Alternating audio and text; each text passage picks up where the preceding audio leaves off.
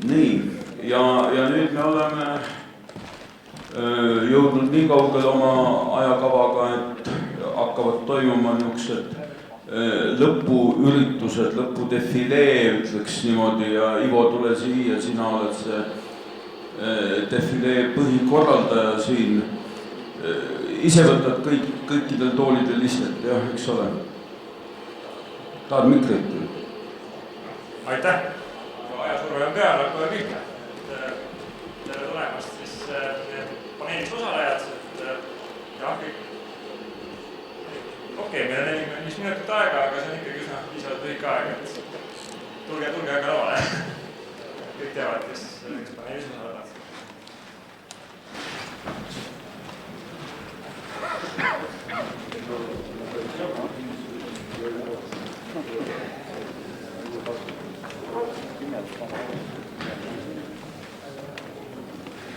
Nii, peatselt alustame ka tutvustusringi, aga esmalt võib-olla endast natuke, et teiste mitmega olete siin juba tänase päeva jooksul tutvunud.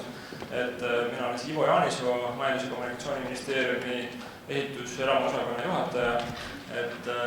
Üks minu jaoks konverents on olnud äärmiselt huvitav, on just ka see fookus, mis sarnaneb ka meie praeguste tegemistega, et eelkõige ka Lauri Tuurberg tõi siin ülemistes ettekandes välja, et andmete fookus või see on see, kus tuleb tegelikult alustada. Ja seda me olemegi praegu teinud, et mõtestame ehitussektori uuesti lahti, hakkame uut moodi pihta. Et siin lähiaastatel meil on ka väga häid tulemusi tulemas, räägime siin ehitatud keskkonna 3D kaksikust, mudelipõhisest ehitusloa kontrollist ja näiteks rahvusvahelisest ehitusinfo klassifitseerimise süsteemist. Et lähiaastatel on päris huvitavaid asju oodata ja nüüd on küsimus selles, et kuhu edasi, et milleks me kogu seda digitaliseerimist teeme. Et siin annaks ka kohe sõna järje peagi üle, aga esmalt siis teeks tutvustusringi, et hakkaksid minu poole pihta. Tere õhtust! Olen Andre ja esindan siis Harmet Pääsruumi, kes tegeleb moodulvannitubade tootmisega, mida siis paigaldatakse tavaplatsi ehituse käigus, hoonetesse montaaži käigus. Et tegemist ei ole täna enam lihtsalt tavalise vannitubaga, vaid pigem korteri tehnilise keskusega, kus siis on veesõlm, šahtid, isegi sauna ehitame sisse ja ruum on täielikult viimsletud. Lauri siin enne mainis, et 80% ajast oli vannitubades, siis proovime seda viga parandada tavaehituses moodulvannitubaga. Taun Otto, Tehnikaülikool ja siis nutika tootmise tuumitaristu juht. Rene Puusepp, Gretomas Solutions tegevjuht, tegeleme maja konfiguraatoritega. Vaatame, kuidas maja tellijad viia kokku majade tehasest tootmisega. Teisisõnu teeme masskohaldamist. Tere, Virgo Sulagat ka, istun mitmel toolil, olen Varkgrupi juhatuse liige, mis on inseneri ja arhitektibüroo, siis digitaalehituse klastri juhatuse liige, mis siis on selle kogukond selle digitaalsus, erasektori poolt peamiselt selle digitaalsuse edasiviimiseks ja ka Tallinna Tehnikaülikoolis teadurina.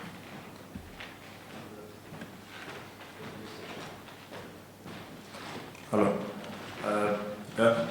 Lauri, ehitusfilosoof. Väga tore, igatahes meil neid ehitusfilosoofi mulle tundub, et lava peal päris mitu ja saalis. Et tore on nii ägeda tiimi siia kokku saada olnud, et väga erinevad teemad on kaetud. Ma alustaks selles mõttes sissejuhatuse poolest, et enda rollist võib-olla, et riigi tasemel meie huvi on see, et need eesliinikud näited, mis ka siit konverentsid läbi käinud, need muutuksid normaalsuseks kogu Eesti ehitussektoris. Mitte ainult ehitussektoris, aga ka meie ehitatud keskkonnas, et kogu see andmete maailm ja muu eesliinik, kus see paistaks ka ehitatud keskkonnas välja. Et siis annaks esimesena Virgole sõna, et okei, me räägime digitaliseerimisest hetkel, kus siis Eestis ongi väga palju ära teha, aga mis oleks järgmine samm, mille jaoks me seda kõike üldse teeme? Ma mõtlen ise selliselt, et korra tagasivaatavalt, et me oleme tegelikult väga suure hüppe teinud siin viimastel aastatel. Et see hüppe ei ole nii väga isegi minu mõttes tehnoloogia kasutus, vaid pigem just inimeste kaasatus. Ja see, kuidas meie see digitaalsuse mõtteviis või siis kogukond on kasvanud sinna aastatel. Et me oleme kindlasti täna juba sellest üle saanud, et kas me peame uusi tehnoloogiaid kasutusele võtma ja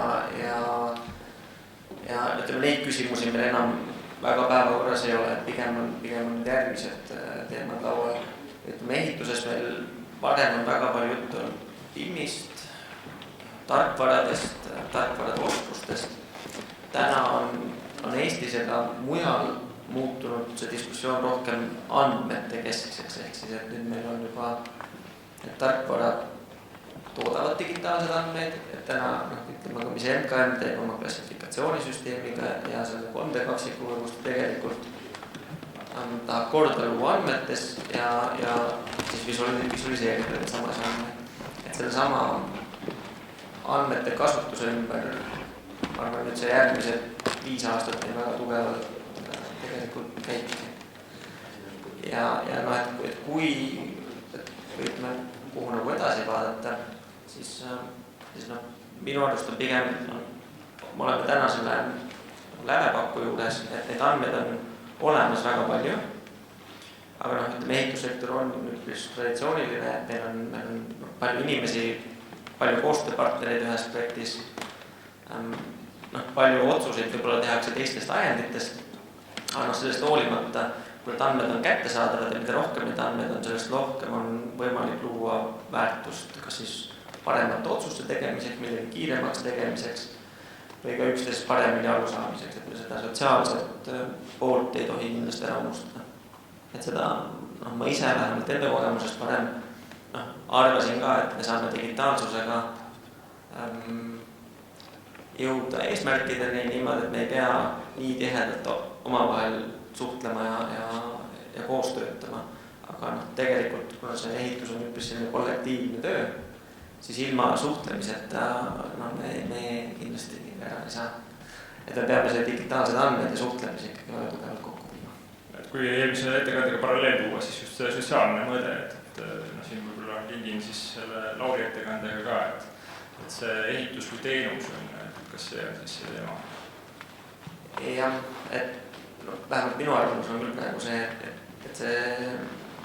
et inimesed tahavad inimestega suhelda ja tegelikult me teeme kõik, oleme kõik inimesed, kõik teeme tööd ja see on meie igapäevane keskkond, kus me oleme, ma arvan, et keegi ei taha istuda üksi kodus ja teha 8 tundi päevas tööd, 40 tundi nädalas ja 12 kuud järjest niimoodi, et ta ei näe mitte kedagi. Ma arvan, ei jõua mitte kunagi sinna. Inimesed tahavad omavahel suhelda ja kuna ta ongi, et meil ehituses on ju huvisi on nii palju ja neid osapooli on nii palju, siis selleks, et üksteisest aru saada paremini. Kui te vaatate, kuidas e-mail võib-olla teinekord töötab, üks ja sama lause, sealt võib lugeda väga erinevat viisi välja, mida keegi mõtleb ja kuidas keegi tunneb. Et sellest me ei saa mitte kuidagi loobuda, lihtsalt see digitaalsuse mõõde peab andma, andmete mõõde peab andma midagi juurde, aga ta kindlasti ei vähenda seda inimeste suhtlemise vajadust. Aitäh, et Lauri ettekandest võib-olla mulle jäänud täpselt nagu sellist selget nagu mõtet, et kas see ehitus on nüüd rohkem on siis tööstus või on ta teenus, eks, et siin on kaks täitsa erinevat maailma, et esialgu võib-olla Lauri äkki valgustab või täpsustad seda, et mis kompetentsi meil reaalselt ikkagi vaja on, kas meil on tööstussektori kompetentsi vaja või on näiteks arhitekti rohkem vaja seal tehases, et siis seejärel ma annaks ka Tauno Autole sõna, et mida tema arvab, mida teistest sektoritest oleks võimalik ehitusse üle tuua. Ma nagu mõtlesin, et ma oskan hetkel ainult küsimusi küsida, aga ma arvan, et selles suhtes Virgol on õigus, et kuidas seda industrit muuta, et selles suhtes, et see mõtteviisi muutus, see ongi see, mis mind on nagu kõige rohkem huvitanud, et kuidas sa seda teed, sest need eripoolne, see on niivõrd fragmenteeritud tööstus, igalühel on oma huvid ja enamasti see ju, nagu Jürgen ütles, et me tahame teineteisega nagu suhelda, ma arvan, et see point on see, et inimesed tahavad teineteisega positiivsel tasemel nagu suhelda ja lihtsalt ehitus on lihtsalt see probleem, et see risk on maandatud täiesti ebavõrdselt ja sellest tulevadki siuksed, see on nagu ütlengi, et see juriidika lõhub ära selle positiivse suhtluse, et ma arvan, et kas siin võib-olla on riigi poolt midagi teha, ma ei oska, tegelikult peaks inimesed omavahel nagu, ega siis keegi sunnib neid lepinguid peale, see ei ole mingi 10 käsku, mis kuskilt kukkus, me ise loome selle platvormi, mille peal me suhtleme, et selles suhtes, et lihtsalt muudame ümber. Tauno, kas ehituses või kas tööstuses on samad dilemmad, mis ehituses või on see juba läbi käidud seal?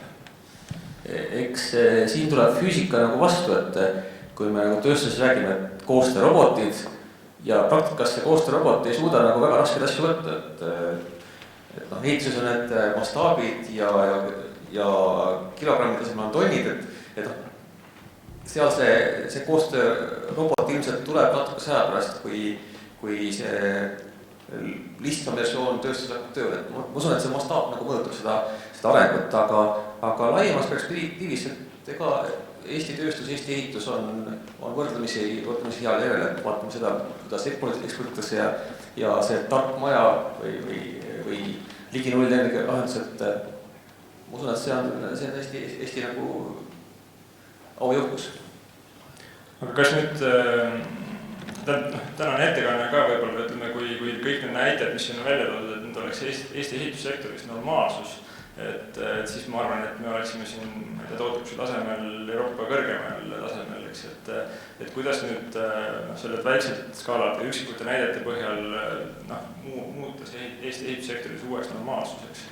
Mis on see võtmeküsimus, et kes iganes siin käe tõstab võib vastata sellele?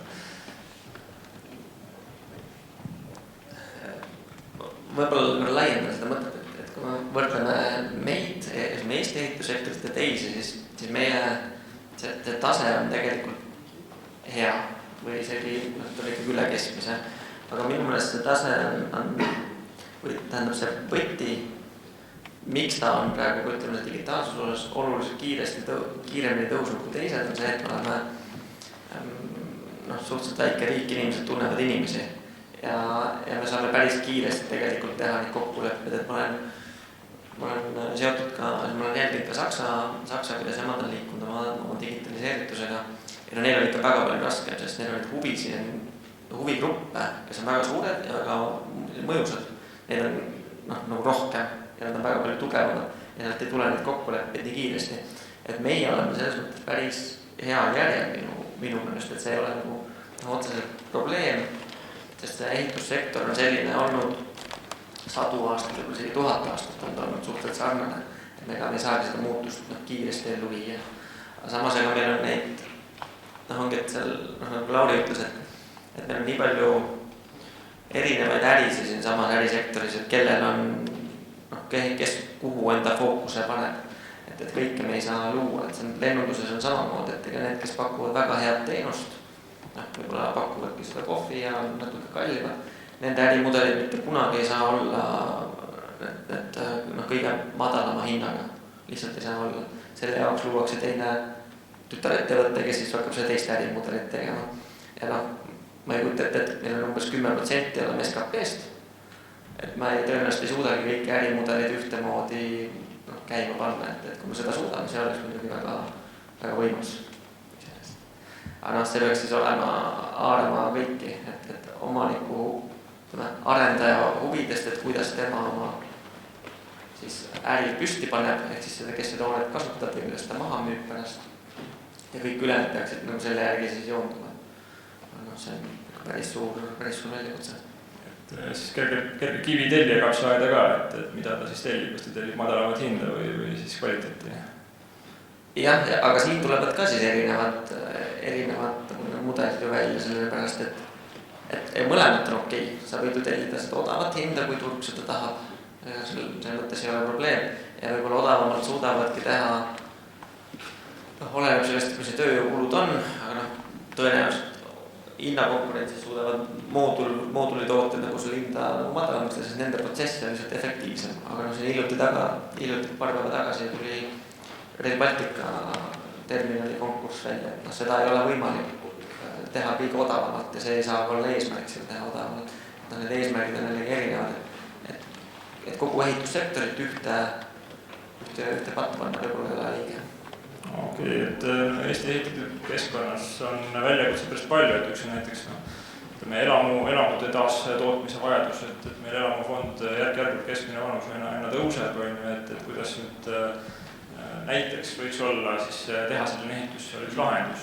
Üldse, kuidas see, Eesti tehaselise ehituse poolest üks Euroopa tugevamaid eksportijaid, et kuidas see nüüd ikkagi siia Eestisse tuua või kuidas need tulemused siin võiksid välja paista. Meil on ministeeriumis ka pidevalt külalised käivad, küsitakse, et okei, te olete Eesti kõige suurem eksportija puitehituse vallas, väga tõhusad, ägedad tehaselised lahendused, aga miks teil siin Eesti koha peal nüüd ei ole, kus ma neid vaatama saaksin? Võib-olla siis Lauri, Andre... Eksport on hea ju, selles suhtes. Eksport on hea, aga me tahaks seda koha peal ka näha, brändida seda midagi. Ei, ma pigem arvan seda, et seda võiks veel rohkem eksportida, selles suhtes, et üks on see füüsiline toode, mis me oskame Eestis teha, aga mis tulles just sellest peatöötajate sektorist ja nähes seda täiesti teistsugust isegi projektijuhtimismudelit, mis on näiteks ühesõnaga Eesti prefab sektor on üldse nagu unikaalses olukorras, sellepärast, et miks me ekspordime? Meil ei ole turgu. 1,3 miljonit ei ole turg, see on ma ei hakka ütlema, mis see on. Lihtsalt see point on nagu selles, et see on meil pannud tegelikult unikaalsesse, innovatsioon tekib ju mitte nalja pärast, vaid sellepärast, et mingi vajadus. Ja see ekspordivõime või see oskus nendesse riikidesse, kus töö kallidus või aeg platsi peal on ülikallis, on selles suhtes unikaalne oskus, et ma näiteks tulles just selle projektijuhtimise valdkonnast, kus on pead, kus me raiskame aega meeletult, siis ma nähes seda, kuidas näiteks siis selles sektori ettevõttes, prefab sektoris nagu, kuidas need projektijuhid eeltöötavad näiteks jooniseid, leiavad neid vigu kordades rohkem, sellepärast, et nad teavad kohe, et see, kui nüüd see viga jõuab Skandinaaviasse, siis selle korda tegemine ei ole mitte nagu, ma ei tea, 10 eurot tunnis, vaid sa lähed, maksad seda kordades pluss transpordid ja nii edasi, mis rääkimata veel mingitest brändikahjudest ja nii edasi. Et selles suhtes mina veel rohkem, et ma ka tegelikult millega Reneega olen rääkinud see, et kuidas veel seda mass customization, siis veel, mis on veel see oskus, mis tegelikult on just selle, tegelikult Eestiga veel see, et me lisame väga suurt väärtust tehases. Et me arvame, et see on kuidagi igal pool Euroopas nii, et UK ja Saksamaa ja nii edasi. Tegelikult meie prefab nagu ettevõtted oskavad ülipalju rohkem teha. Ja mis näiteks see Poola ja siis ka võtame näiteks Leedu hinnasurve, teeme targemalt lihtsalt need asjad. Mitte, et ma ütleks, et need nad ei ole võimelised, aga võib-olla lihtsalt kommentaariks siia, et Eestis on platsi ehitus odavam kui tehases tegemine. Et see on tegelikult päris põhjus. Aga miks ta on odavam, on hea küsimus, et miks ei ole tehases tootmine odavam. Ja selle võib-olla võtmesõna on see, et iga hoonet vaadatakse unikaalobjektina.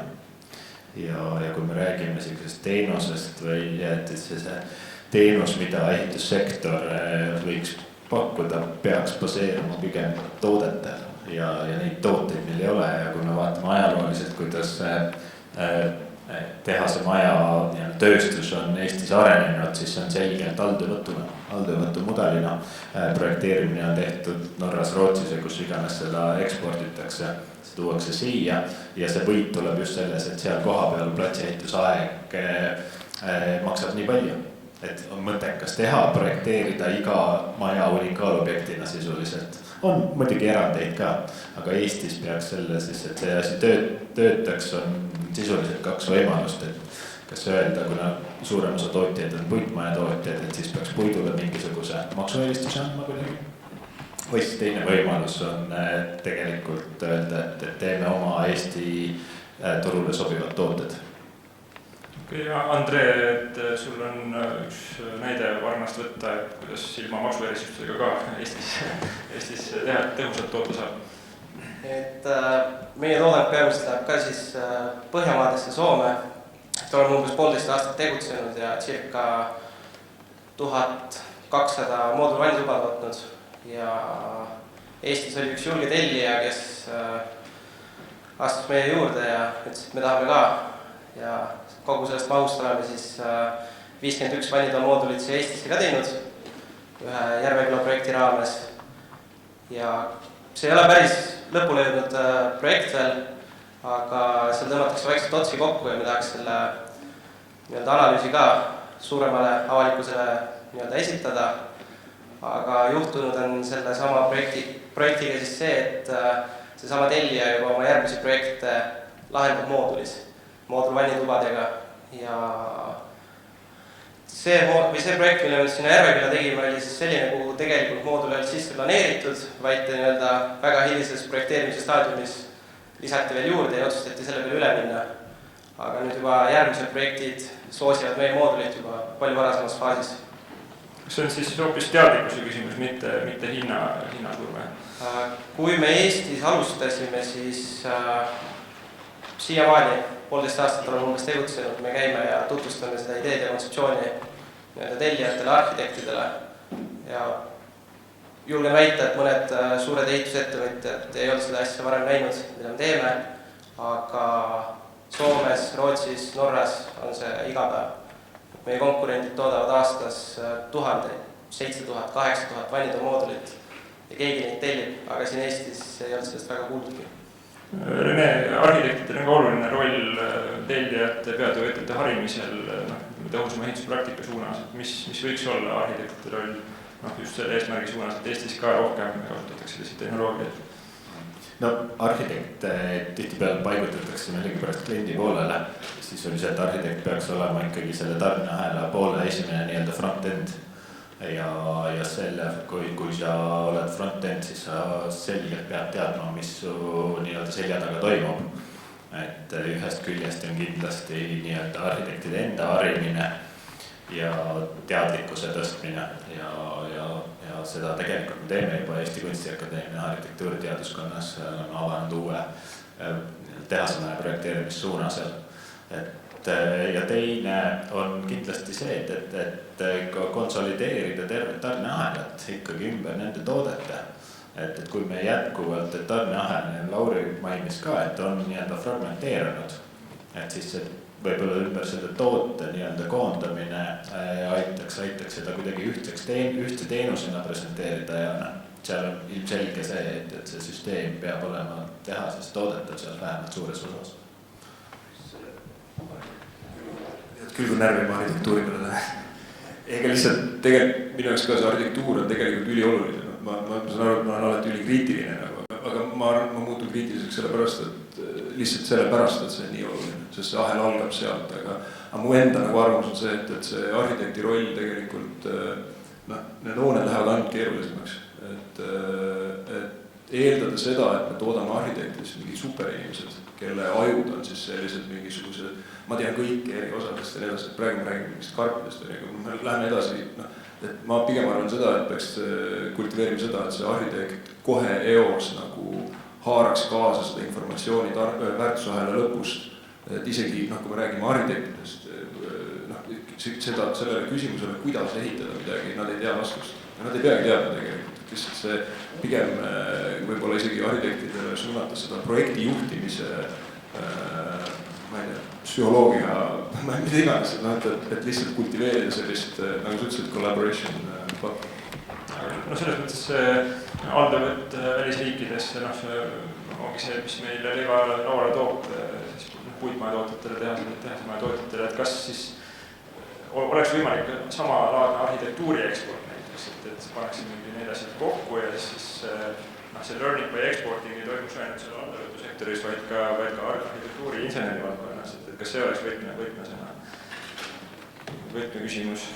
Ma arvan, et lihtsalt ongi, et kuidas me arhitektuuri käsitleme, et kas see on lihtsalt form, nagu lihtsalt maja karp, kuju, ruum, ütleme, see on arhitektuuri, mis on üldse arhitektuur, see on, kuidas, kas see on tehniline osa sellest, et selles suhtes ma arvan, et see arhitektuuri eksportimine on juba näiteks see prefab oskuse paigutamine, ütleme siis näiteks DFMA, et mis on ülioluline komponent, et mida ei osata veel hinnata, et just see, et okei, design for manufacturing and assembly, aga lihtsalt tegelikult on veel see, ma ei tea, võib-olla DFX ja põhimõtteliselt see, et see on logistics ja kõik asjad, mis sinna juurde käivad, et see on selle disaini algusfaasis, aga nüüd eeldada seda, et see üks arhitekt või okei, ettevõte, mis iganes, et tal peavad olema üks asi nagu insenertehnilised kompetentsid, aga tegelikult ka need platsi kompetentsid, et muidu see lihtsalt ei lähe kokku.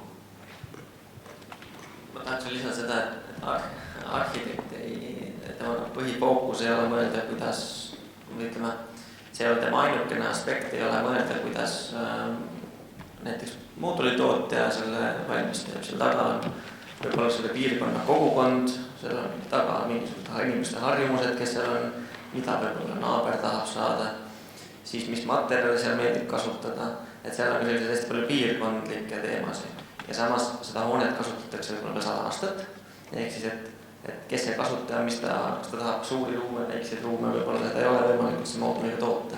Et me ei saa seda nii kitsalt võtta, et see arhitekt peab tegema ühele kindlale tootele, et ta peab tegema selle ehitatud keskkonna looma, mis need otsused on palju laiemad kui ainult, kas teile saab selle moodulis ära toota või mitte. Ma just selle digitaliseerimise osas lisaks veel uue teema juurde, et meil on lihtsalt uusi oskusi võib-olla vaja nõus ka arhitektidel, inseneridel, kõigil on uusi oskusi, tehnoloogilisi oskusi juurde vaja, aga mis mulle tundub, et see tööstused liiguvad päris kiiresti edasi praegu, et meil toimub selline oskuste või tööjõu polariseerumine, et need, kes tulevad kaasa, nemad liiguvad päris hästi kaasa teemadega, aga ma arvan, et väga palju inimesi jääb maha sellest arengutest. Ütleme, see tehnoloogia ja digilahendused peavad suutma ja andmed peavad suutma aidata ülejäänutel ka kaasa tulla. Et kui on vaja teha briifa, siis tõenäoliselt on vaja midagi automatiseerida. Et see arhitekt tõenäoliselt ei pea ise kõike teada. Lihtsalt see automatiseerimine, suurde andmed võib-olla ja AI, mis natuke näitab. Et me ei tohiks tegelikult arhitekti tööd vaadata eraldi seisvana ülejäänud nii-öelda tarneahelast. Ja see pigem on see, et tõepoolest arhitekt või üks inimene või ka tiimina töötades ei suuda kogu seda informatsiooni, mis tarneahel nii-öelda tahab saada, hallata. Ja seal ongi võtmisena see, et teised osapooled nii tarnest kui tootmisest tuleks kaasata tegelikult projekteerimisprotsessi. Ehk teisisõnu me peaksime radikaalselt muutma projekteerimisprotsessi või niisugust tüüpilist projekteerimisprotsessi. Ma ütlen, unikaalobjektide puhul võib see protsess, mis on, seda saab efektiivistada ja paremaks muuta, aga see võti on ikkagi nagu totaalses transformatsioonis. Me peame tooma kogu projekteerimisprotsessi enne seda, kui see läheb nii-öelda tellijale teenuse tegemiseks. Ja sisuliselt meil peaks see nii-öelda süsteemipõhine projekteerimine toimuma. Sul peab olema toode, masskohandatav toode või toode, siis, mis on nii-öelda painutatav vastavalt tellija soovidele. See peab sisuliselt projekteeritud olema enne ja see ainult kohandatakse ja kohaldatakse siis spetsiifilise kohale. Et sisuliselt me räägime 90% hoonetest, mis ehitatakse, võiks sellised olla, et see 10% nii-öelda unikaalobjektid, mis linnaruumi nii-öelda ilmestavad, et neid muidugi, et niimoodi ei saa teha, aga üldiselt on terve projekteerimisprotsessi vaja ümber mõtestada. Okei, see selgub võtmesõna, et võimalikult varane kaasamine siis ehituse elukaare algusfaasis. Enne seda, kui hakkame mõtiskama selle üle, et kes peaks nüüd neid muudatusi Eesti ehitussektoris läbi viima, et kas publikust on küsimusi, et siin oleks võimalus veel väga huvitavaid küsimusi küsida.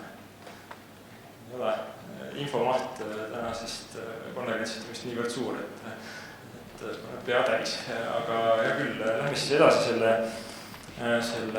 nagu agendi küsimusega või kes peaks siis selle suure muutuse, võib-olla viitan selle Siim Teissalu ettekandele, kus on maalitud tuleviku ehitusplats, et kõik on juba automaatne, ainult elemendid, liitreaalsus ja nii edasi, et kui me sinna poole suundume, siis kes peaks olema see, kes seda arengut eest veab, et praegu Eestis väga tublid innovatsiooni eestvedajad on meil erialaühendused, pean siin silmas just digitaalehituse klastrit, kelle esindaja Virgo on siin ja Puitmaja Liitu, et Lauri ja Andre, te olete siin Puitmaja liidu poole pealt, aga kas meil oleks vaja mingisugust täiesti uut organisatsiooni näiteks, et kes veab seda ehitusinnovatsiooni laiemas mõttes eest? See on niisugune väga lai küsimus, aga kas on kellelgi kuna mikrofon on mu käes, siis ma ütlen kiiresti paar sõna. Et mulle tundub, et seal väga suur võti on tellija käes. Tellija, kui on nõudmine, tuleb ka pakkumine ja tegelikult ma tean, et need pakkumise komponendid on kõik olemas. Kuidas need üheks nii-enda kokku panna on omaette küsimus. Aga kui tellija poolt nõudmist ei ole, siis miks peaks see pakkujate poolt tulema? Virgo, kas siin on paralleel näiteks BIM-i maailmaga, et kus me avaliku sektori tellijaid mobiliseerisime? Nojah, sest seal oli see, kuidas me Eestis tegelikult toimetasime, oli sarnaselt, et tuua nõudlust ja samas, et teiselt poolt oleksid need pakkujad, kes suudaksid siis enda poolt pakkuda lahendused, kuidas seda kasutada, kuidas on neid luua. Et ma arvan, et selle baasi või põhja me oleme ära loonud, et Eestis ütleme, suuremad ja professionaalsemad tellijad on täna, mina igastahes kiidaksin, et RKS-i kindlasti, siin on teiseliselt juurde tulnud, et siin viimastel aastatel on minu meelest see samm päris hea olnud, aga Rene sõnadega kinnitsuseks ma arvan, et väga palju on, mis seda tööstust mõjutab, on raha. Et kas, kui see on, sellega on võimalik kas enda teenust paremini pakkuda, või siis üldse konkureerida turul, et kui on nõudlused, siis sa saad konkureerida, ja kui sa ei oska seda, siis ei ole enam konkurentsis, või teistpidi, et kui sa suudad nii efektiivseks minna oma tegemistega, et sa ületad seda tavalist kreatsioonilist turgu. Aga vaadates Eestis, et meil on praegu ju töökulud üpris kõrged, aga samas see ei ole ikkagi piisav, et oleks vaja mingeid drastilisi meetmeid teha, et just tööjõudu platsil vähendama hakata robotite või mingite muude näol. Et täna on ikkagi odavam ehitada kividest ja füüsiliselt ise laduda. Ja ongi see. Aga küsimusele, kas on uut organisatsiooni vajas, ma arvan, et seda kindlasti mitte. Meil on piisavalt palju neid aktiivseid kogukondi, just nagu tellijad riigi poolt, nagu MKM, eks ole, väga hea. Siis on riigi tellijad oma pundi teinud. Siis on klaster koondab enamasti erasektori ettevõtted, kes proovivad just läbi koostöö, omavahelise koostöö efektiivsemaks teha. Seda tarneajad tervikuna. Ja siis on akadeemia on ka praegu ju ikkagi uute inimeste näol, nooremate inimeste näol, kes on entusiastlikumad selles maailmas, et nemad viivad seda entusiasmi kindlasti edasi. Päris hästi. Okei, mainid seda, et tehasel ehitus või vihjad sellele tehasel ehitus on ikkagi veel kallis Eestis. Et see laiapõhjaliselt juurduks. Et samal ajal Andre tõi välja näite, et kus on ikka võimalik teha küll ja olla hinnaga ka konkurentsis. Et kas siin on ikkagi see teadlikkuse küsimus ja kuidas siis seda teadlikkust tellijate hulgas tõsta? Minu arvamus on, et kindlasti on teadlikkuse küsimus, et kus meil tuleks mahu mõõde taha, ehk siis, et näiteks see sama ühte valida moodulit on kõikidesse korteritesse panema. Ma arvan, et siis tuleb efekt. Aga tõenäoliselt turu olukorras seda ei juhtu, et meil see turg on väike. Et seal Singapur on selles mõttes hea näide, kus kogu või enamus korterite arendustest on riiklikult juhitud, kõik on ühe tüüpprojekti järgi ja kõik tehakse 3 tehases vist valmis põhimõtteliselt. Et aga siin turumajandus seda ei teki. Aga samas, ma ei tea, ma ei ole nagu kindel, kas meil peab olema kõik nii massiliselt ühesugune. Ma arvan, et ei pea olema massiliselt ühesugune. Siin võib näitu, me ei pea vaatama ka uusi hooneid ainult, et näiteks olemasolev hoone kohanduses meil nõukogude ajal oli samasugune elamufondi tootmine, et võib-olla siis mõelda selle rekonstrueerimise sektoris peale, kus on ka kindlasti kliimaeesmärkide tõttu see renoveerimisvajadus olemas. Sealt oleks kindlasti efekti, sest nad on ju täna juba ühesugused hooned, suht tüüpprojektide järgi ja korterelamute rekk, võib-olla see on nagu hea meede iseenesest, sellepärast et ka selle soojustusel ja tehnosüsteemide ümberehitusel iga korteriühistu täna hakkab nullist pihta sellega, et kuidas siis seda tegema peaks. Aga samas kõik need lahendused on üpris sarnased, seal varieeruvused on tegelikult väiksed, aga lõpuks lahendab iga tellijal, peab ise lahendama, et mis diameetriga toruda siin ikkagi lõpuks tahab panna ja mis need ikka ette kasutada. Et võib-olla seal oleks efekt. Aitäh ja Tauno siis võib-olla veel seda vaadet teisest sektorist, et mis soovitused sul oleks ehitussektori tellijale? Eks peab natuke vaatama laiemalt, et siin ju arenevad kiiresti need elektriautod, et ühelt poolt toodatakse ka seda, et see elektriauto on nagu osa sellest elamisest, et ühelt poolt ta on elektriallikas ka sellele elamisele, kui midagi juhtub, ja teiselt poolt, et kui sa toodad oma päikespaneelidega või siis tuleteenatega toodad elektrit, kuhu siis salastada. Et praegu meie materjaliteadused on saanud päris head tulemused, et uued akna, klaasi kilematerjalid, mis siis võimaldavad toota elektrienergiat tulevikus. Ma näen, et suuremad aknahinnad on samuti elektriallikad. Ja kui vaatame siin, et kõik see info korjatakse kokku, et võib-olla see koostöö teiste sektoritega oleks nagu tulevikus oluline. Et siis võtmesõnaks siis koostöö siin ehituse enda valdkonna sektor, ütleme liitudega, erinevad organisatsioonidega ja lisaks ka teiste sektoritega. Jah, et ise just said ka ühe korteri uus arendusse ja esimene asi, mis tuli foorumisse, et kus on siis see keskarvuti, et teeksime kohe nagu siis internetiühenduse ventilatsiooni ja salvestavastussüsteemiga. Kuna kõik uusõnkad on, kui sa nüüd startupidest pärit, siis IT pole üldse küsimus. Aitäh. Kas nüüd publiku hulgas on küsimusi tekkinud? Okei, mõni hakkab peale tulema, et meil on kell 16.45. Ahah, palun. Ma mõtlesime korra, me ei läiendaks seda, et uued tehnoloogilised või innovaatilised tooted, see on iseenesest selline huvitav teema. Aga et kuidas need jõuavad lõpuks kasutusse, et kas siis on, ma ei mõtlen, et kas tellija ise peab olema lõppis entusiastlik nende kasutusel või siis ta suudab nüüd ka selles hinnakonkurentsis olla. Et see on selline, et alguses on kindlasti nendega raske tulla, nagu oli ka seal digiandmetel ja tarkvaradel alguses raske tulla. Et jah, et see tellija teadlikkus ja kuidas seda siis vaadata, kas ta 50 aastaga tasub ära või tasu, et see on nagu selline keerulisem koht. Sest reeglina, mulle tundub, et väga palju ikkagi tahetakse panna rahasse kohe alguses ära, et palju sa pead alguses investeerima, see, et sa oleksid saada nagu enam-vähem mõistliku kasutusvajaduse või mingi funktsionaalsuse või ta peab mingit eesmärki täitma. Et väga selliseid niisama huvitavaid lahendusi meil ei kasutata kui ausuga.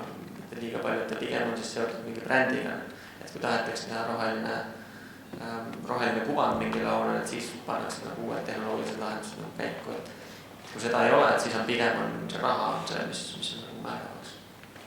Kas see sektor peab nüüd kuidagi põhimõtteliselt muutuma, et on siin teistes sektorites ka näha, et sellised integreeritud tarneahelad on teema siin, vaatame näiteks Tesla näidet, et kus võimalikult palju tahetakse nagu, ütleme, võimalikult tugevat sidet, partnerlust tahetakse luua oma tarnijatega, et siis Lauri veelement on ka ju välja kasvanud peatöötu firmast, et kas need moodulid, sa teed ka välja kodumaja armet, et kas need peaksid ise hakkama siis peatöövõtjaks, et siis oma seda brändi rohkem välja tuua? Vertikaale integreeritus on tegelikult hetkel ju suhteliselt aktiivne, see on suht siuke korralik teema ehituses, et kõige see meie see uus posterboy Katerra, ehk siis ja see on nüüd huvitav näha, milleni ta välja jõuab, et see on nüüd siis nii-öelda see startupi maailma ja selle raha tulemine ehitusse, et praegu nende puhul on siis totaalne vertikaalne integreeritus ja näha on, et siis nad suudavad seda tõhusalt teha, mingi hetk tagasi nad ostsid siin arhitektuuribüroosid kokku, et näiteks Michael Green Architecture ja siis ma saan aru hetkel nad teevad, neil on seal mitut CLT tehast, aga noh, see, mis siin just hiljuti ka nende suurima investoriga juhtus, siis või noh, ütleme, et huvitav on jälgida, et minu arust esimesed mingi 50–100 inimesed CNT tehasest koondati. Et mul on tunne, et lihtsalt seal on see, noh, selle vertikaalse, küll NCC näide on ju, et noh, tegelikult see on võimalik, aga lihtsalt ma ei usu, et see nagu, et nüüd kõik peaks konsolideeruma mingiteks megaettevõteteks. Ma ei usu sellesse, et see autotööstus on näide sellest, kuidas tegelikult ju lõppkokkuvõttes sul see OEM ehk siis see Original Equipment Manufacturer muutub lihtsalt brändi hoidjaks ja tegelikult on nende partnersuhte üles partner. Et see ei pea olema nagu diilipõhine. Et see võib olla niimoodi, et sa koos kasvad, sa ehitad mingisugused, noh, me ise oleme selles Boklocki tarneahela süsteemis, milles ka Harmet on näiteks ja nii edasi. No, see mõtlemine täiesti teistsugune. Et noh, me eile just lõpetasime külaskäigud nendega, et sellepärast me ei saanud kahjuks siin olla. Ja see, kuidas nad, noh, mida tähendab üldse nagu avatud suhtlemine kahe ettevõtte vahel, mida tähendab.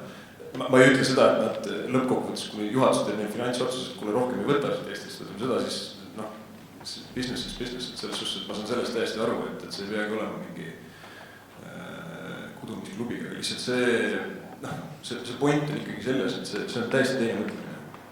Et me pikaajaliselt see hind ei pea olema niimoodi, et mul on tunne, et ehituse põhiprobleem on see, et sa teed mingi eelarve ja siis kõik kaasatud riik mõtleb, et äkki keegi paneb puusse täiega eelarvega ja siis kirjutab lepingule alla, sest ta on peab, kõik kasvõi see, no meil on endal ehitatud peatöötajafirmast näha seda, see on niisugune nagu, ma ei tea, mingi niisugune orgel olukord. Kõik saavad aru, et see on idiootsus, ikka teeme. Et see on nagu, noh, kaasatud riik, kohtumajal näiteks. Kõik saavad aru, et see graafik ei toimi. Teeme ikka.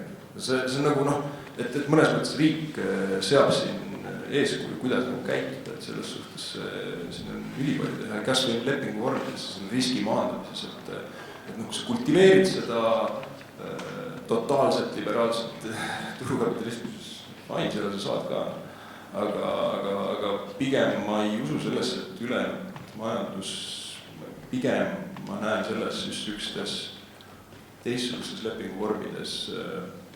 See ei tähenda, et sa oled vastutusest prii, aga see on natuke teistsugune, sa saad pikem ajal planeerida süsteemi välja mõelda, pakkuda paremaid lahendusi, koos areneda ja nii edasi, noh. Ma ütleks, et see on võimalik, kui väga tahta. Tugevamad koostööle suunatud partnerlussuhted, mitte ainult siis tarneahelates, vaid ka mujal riik versus ettevõtjad ja ehitussektor versus teised sektorid. Tundub, et see ongi meil tänane selline võtmisõna. Et lõpusõnaks siis, võib-olla siis Lauri poolt siia poole, et võib-olla ühe lausega, et mida me peaksime tegema, et seda sellist innovatsiooni Eestis laiapõhjalisemalt juurutada. Ehitus aitaks põhiliselt, ma arvan, kõige käega katsutama efekt oleks see, kui nende uute lepinguvormidega katsutada IPD. Ma arvan. Õige. Ja ma selles osas olen nõus, et lepinguvormid kindlasti aitavad kaasa sellele, et omavahel need ettevõtted, kes on, et nad oleksid vähemalt ühise, võimalikult palju ühise eesmärgi nimel väljas. Et see kindlasti aitab. Ja teine see on ütleme, kui me räägime sellest digitaalsusest ka siin juures, et oldaks suhteliselt avatud uutele sellistele kas töövõtetele või vahenditele või see avatus inimeste sisene ja inimeste vahel ka, et kuidas nad suhtlevad ja võib-olla julgust katsetada ja proovida, et see toidab ka kindlasti seda meie teed. Ma ütleks sama, mis enne ütlesin, et oma hoone tooted tuleb välja töötada, tüpoloogiapõhised, näiteks elamupõhised tooted ja see aitaks koondada kindlasti tervet nii-öelda ahelat ja ehitada sinna peale see nii-öelda ehitus kui teenus. Ja